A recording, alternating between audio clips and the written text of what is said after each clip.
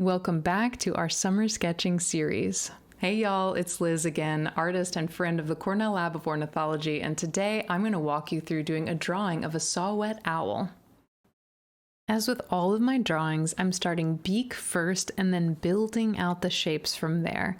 And this one is a bit tricky to start with the beak because, well, this little saw-whet owl, their beak is kind of hidden, but I'm still going to use it as a guide and an anchor to start my sketch.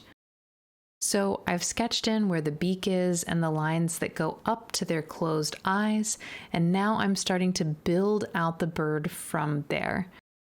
This saw-whet's head is very bulbous, very round, and their body is more of the same. Some birds are very angular, but this is an adorably round bird who is very cozy and soft looking in our reference. So I'm mimicking these soft edges, building out the shape of the bird, starting with light sketchy lines that I can refine later. And now I'm cutting in where the chest plumage meets the wing, dropping in the angle of the branch they're perching on because, of course, we want them to have somewhere to rest. Next, I'm going to add the little fluffs of their plumage and the tail and wing feathers that you can see dipping behind the branch here. After that, I'm going to start adding more shapes that I can see in my reference image. I've established the most basic form of the bird, and now I'm blocking in more groups of plumage. Owls' faces are usually what make them so recognizable, so I want to pay special attention to get this little owl's face just right. As I work through those shapes, I add lines that go with the visual flow of the feathers. I want you to think about the direction the feathers are laying as you draw. I'm spending some extra time adding detail and weight to the lines around the face of the owl, as that is the focal point of our subject. The beak was in place, but it needed more detail and feathering around it, as did the line that dips down between their eyes. And I'm going in and refining the shape of the owl that I've drawn. I like the outline that I've created, and I'm going to darken it up a bit and emphasize the lines that I like.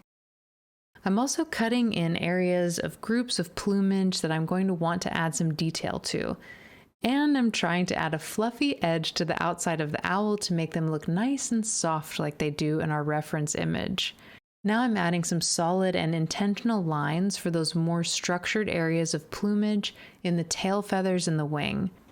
These feathers are more rigid than other feathers on the owl. I'm also mapping out areas where I see white spots of plumage on their wing. And now I'm moving into what I like to call Doots and Dots mode. And yes, that is a technical term. I'm adding little dots of plumage on this owl's head, and I'm trying not to add every single dot, but I intend to capture the feeling and the pattern and the essence of those dots. Next, I'm going to do more of the same with the feathers that you can see around the face, and also with the lovely patterns on the chest of the owl. So this is a similar idea to the dots on their head. I don't want to render each one of these perfectly, but I do want to capture the overall vibe and shape and spacing of these stripes. So even if they're not painstakingly rendered, I want to capture how they glide down the front of the owl, because this pattern is an important characteristic of the saw-whet owl and is a prominent feature of our reference. So now I'm going back in and adding more detail and texturing here and there. Again, I'm making my pencil strokes go along with the plumage of the owl, adding more emphasis around the face and on the eyes. And as I examine my adorable reference image, I see that the lines of the eye that go down towards the beak and the line underneath where the beak is sitting are actually quite dark. So I'm going back in and I'm adding a bit more pencil and more strength to my line work there. Now I'm going to add some shading by way of hatching, which is using pencil strokes in close parallel lines like so. I'm hatching in the areas on the wing to give my drawing more contrast and depth. And I'm adding some finishing touches of detail around the face to really bring it all together and make this little owl's face stand out nicely as I finish up my pencil sketch. But wait, you can take your sketch even further if you want to. I showed you how to do a pencil sketch, but you can continue to build on your drawing by adding pen over your sketch. This gives it a new style and more contrast. And to take it even one step further, you can add watercolor over the top of your pencil and pen to create a color study of your subject.